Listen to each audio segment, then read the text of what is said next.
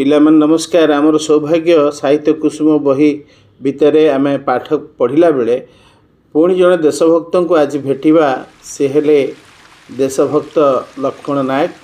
Doctor Govind चंद्र चांदकर ये लेखा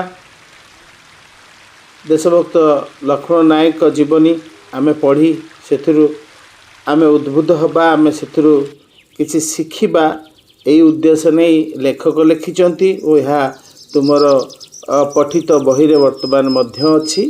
आस से देशभक्त विषय रे जानिबा।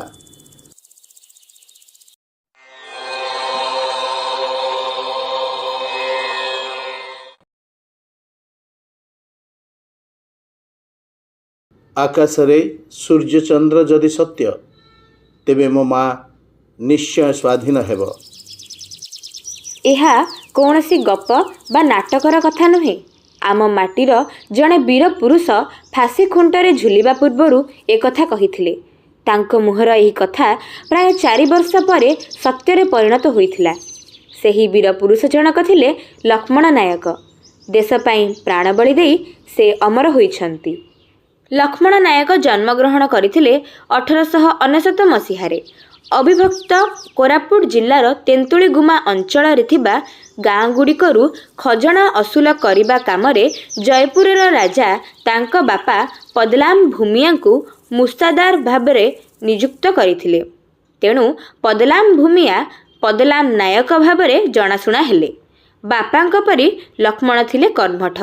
निज काम निजे करने से खूब भल पाउथिले। मनरे तांकर पर आपणा बा उच्च नीच भावना स्थान पाउ नथिला। समस्तंक सहित मिलिमिशि से चली पारुथिले। लक्ष्मणक बयस बढ़िला, से युवक हेले।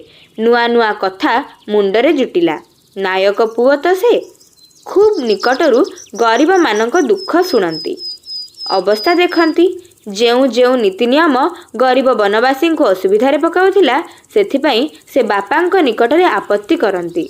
केउठारे अन्याय हेउथिबारे देखिले मनटा तांकर विद्रोही होई उठे। मात्र 19 वर्ष बयस रे लक्ष्मणंकर विवाह होइथिला। 2 वर्ष परे लक्ष्मणंकर पुओटिए होइथिला।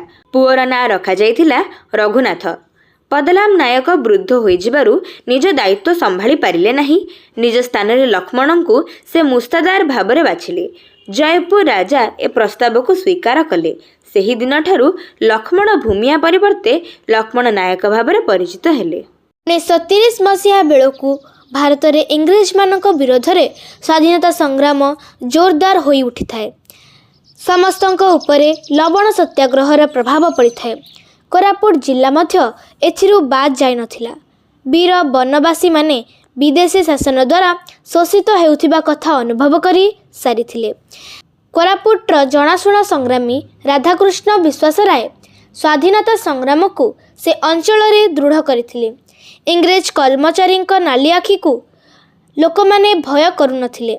एमानक मध्यरे लक्ष्मण नायक थिले आगुआ। से मुस्तादार होइथिबारु स्वाधीनता संग्रामर सभा समिति रे जोग देउथिले। राधामोहन साहू, राधाकृष्ण विश्वासराय, नीलकंठ पात्र प्रभृति कर्मी प्रभाव रे लक्ष्मण कांग्रेस रे मिसिले और मुक्ति संग्राम रे जोग देले। प्रथम विश्वयुद्ध सरी जिबा परे भारत को स्वाधीनता देबा निमंते इंग्रेज सरकार आदौ पदक्षेप नेले नहीं। तेणु स्वाधीनता संग्रामी माने सरकारंक सहित असहयोग कले। सत्याग्रह आरंभ हैला। सबु कांग्रेस कर्मी एथिरे जोग देले। 1940 मसीहा डिसेम्बर मासरे रामगिरी फांडी आगरे सत्याग्रह करी लक्ष्मण नायक पुलिस हाथरे गिरफ हेले। कोरापुट जेल रे तांकु 9 वर्ष सश्रम कारादंड भोगिबाकु आदेश मिलिला। सेतेबेले बंदीर जीवन दुखमय थिला। अत्यधिक खटणी पड़ुथिला। खाइबाकु मिलुथिला गोड़ी मिसा भात, पोड़ा मांडिया रुटी आउ पानिया डाली। बेड़ी पक्का हाथरे घंटा घंटा धरी परिश्रम करबाकु पड़ुथिला लक्ष्मण को। सबु दुख कष्ट को नीरबरे सही जाउथिले से। स्वाधीनता संग्राम रे योगदान करिथिबा कारणरू लक्ष्मण नायक निजर मुस्तादार पद हराइथिले। तांको मिलिथिबा जमी को जयपुर राजा ଛଡ଼ାଇ ନେଇଥିଲେ। ଏଥିରେ ସେ ବିଚଳିତ ହୋଇନଥିଲେ। ସେ ଜାଣିଥିଲେ ଦୁଃଖ ନ ସହିଲେ ମାଟି ମାର ଦୁଃଖ ଯିବ ନାହିଁ। 1942 ମସିହା ଅଗଷ୍ଟ ମାସ 15 ତାରିଖରେ ଜୟପୁର ତାଲୁକ ଅଫିସ ଓ ଥାନା ଘେରାଉ ହେଲା। ଚାରିଆଡ଼େ ଉତ୍ତେଜନା ଲାଗି ରହିଥିଲା। ସେଠାରେ ଉପସ୍ଥିତ ଥିଲେ ଲକ୍ଷ୍ମଣ ନାୟକ। ଅଗଷ୍ଟ 17, 18 ଓ 19 ତାରିଖରେ ପାଖାପାଖି ଅଞ୍ଚଳରେ ଥିବା ମଦ ଦୋକାନ ଉପରେ ସଂଗ୍ରାମୀମାନେ ଚଢ଼ାଉ କଲେ। ମଦ ଦୋକାନଗୁଡ଼ିକୁ ଭାଙ୍ଗିଦେଲେ। ସବୁଠି ଲକ୍ଷ୍ମଣ ନାୟକ ଆଗୁଆ। ତେଣୁ ପୁଲିସ ଓ ମଦ ଦୋକାନୀଙ୍କ ରାଗ ଲକ୍ଷ୍ମଣଙ୍କ ଉପରେ ବଢ଼ିଗଲା। ଆସିଲା ଅଗଷ୍ଟ 21 ତାରିଖ। ସେଦିନ ସଂଗ୍ରାମୀମାନେ ମାତିଲି ଥାନା ଘେରାଉ କରିବେ ବୋଲି ପୁଲିସ ପାଖରେ ଖବର ପହଞ୍ଚିଥାଏ। ହଜାର ହଜାର ସ୍ୱାଧୀନତା ସଂଗ୍ରାମୀ ଏକତ୍ର ହେଲେ। ସେମାନଙ୍କ ନେତୃତ୍ୱ ନେଉଥାନ୍ତି ଲକ୍ଷ୍ମଣ ନାୟକ। ସଂଗ୍ରାମୀମାନଙ୍କୁ ପୁଲିସ ବାଧା ଦେଉଥାଏ। ଥାନା ଆଗରେ ପ୍ରବଳ ଭିଡ଼ ଜମିଥାଏ। ଥାନା ଭିତରକୁ ପ୍ରବେଶ କରିବା ପାଇଁ ଲୋକେ ଉଦ୍ୟମ କରୁଥାନ୍ତି। ଆରମ୍ଭ ହୋଇଗଲା ଠେଲାପେଲା। ଭିଡ଼ ଭାଙ୍ଗିବା ପାଇଁ ପୁଲିସ ଗୁଳି ଚଳାଇଲା। ଏହାଫଳରେ ଅଘଟଣଟିଏ ଘଟିଗଲା। ପୁଲିସ ଗୁଳିରେ ଫରେଷ୍ଟ ଗାର୍ଡ ଜି ରାମେୟାଙ୍କ ମୃତ୍ୟୁ ହେଲା। ନିଜ ଲୋକଟା ମରିଯାଇଥିବାରୁ ପୁଲିସ ଡରିଗଲା। ଜି ରାମେୟାର ମୃତ୍ୟୁ ପାଇଁ ଲକ୍ଷ୍ମଣ ନାୟକ ଓ ବଳରାମ ପୂଜାରୀଙ୍କୁ ଦାୟୀ କରିବାକୁ ସ୍ଥିର କରାଗଲା। ରାମେୟାର ମୃତ୍ୟୁ ଓ ପୁଲିସ ଥାନା ଘେରାଉ ଅପରାଧରେ ଲକ୍ଷ୍ମଣ ନାୟକଙ୍କ ବିରୁଦ୍ଧରେ ମକଦ୍ଦମା କରାଗଲା। ପୁଲିସ ତେନ୍ତୁଳି ଗୁମା ଗାଁକୁ ଘେରାଉ କରି ଲକ୍ଷ୍ମଣ ନାୟକଙ୍କୁ ଗିରଫ କଲେ। ଦେଶର ସ୍ୱାଧୀନତା ପାଇଁ ଲକ୍ଷ୍ମଣ ନାୟକ ଓ ତାଙ୍କ ସାଥୀଙ୍କୁ ମିଥ୍ୟା ମକଦ୍ଦମାରେ ପଡ଼ିବାକୁ ହେଲା। ଲକ୍ଷ୍ମଣ ନାୟକ ଓ ତାଙ୍କ ସାଥୀମାନଙ୍କ ବିରୋଧରେ କରାଯାଇଥିବା ମକଦ୍ଦମାର ରାୟ ପ୍ରକାଶ ପାଇଲା 1942 ମସିହା ନଭେମ୍ବର ମାସରେ। ବିଚାରରେ ଲକ୍ଷ୍ମଣ ନାୟକ ଫାଶୀ ଦଣ୍ଡରେ ଦଣ୍ଡିତ ହୋଇଥିଲେ। 1943 ମସିହା ମାର୍ଚ୍ଚ ମାସ 29 ତାରିଖ ସକାଳ 5ଟା ବାଜିବାକୁ ଅଳ୍ପ କେତୋଟି ମୁହୂର୍ତ୍ତ ବାକି ଥାଏ। ଜେଲ୍ କର୍ମଚାରୀ ଆସି ଲକ୍ଷ୍ମଣଙ୍କ ପାଖରେ ପହଞ୍ଚିଥିଲେ। ଲକ୍ଷ୍ମଣ ଆଗେଇ ଚାଲିଲେ ଫାଶୀଖୁଣ୍ଟ ଆଡ଼କୁ। ମୁହଁରେ ତାଙ୍କର ରାମଧୁନ୍। ଶେଷରେ ଲକ୍ଷ୍ମଣଙ୍କ ମୁହଁରୁ ଶେଷ ବାକ୍ୟ ବାହାରି ଆସିଥିଲା, ଆକାଶରେ ସୂର୍ଯ୍ୟଚନ୍ଦ୍ର ଯଦି ସତ୍ୟ, ତେବେ ମୋ ମା ନିଶ୍ଚୟ ସ୍ୱାଧୀନ ହେବ। ପରବର୍ତ୍ତୀ କ୍ଷଣରେ ଲକ୍ଷ୍ମଣଙ୍କ ଶରୀର ଝୁଲି ପଡ଼ିଥିଲା ଫାଶୀଖୁଣ୍ଟରେ। ଲକ୍ଷ୍ମଣ ନାୟକଙ୍କ ଶରୀର ସିନା ମାଟିରେ ମିଶିଯାଇଛି, କିନ୍ତୁ ସବୁଦିନ ପାଇଁ ସେ ଅମର ହୋଇ ରହିଯାଇଛନ୍ତି ଜନମାନସରେ।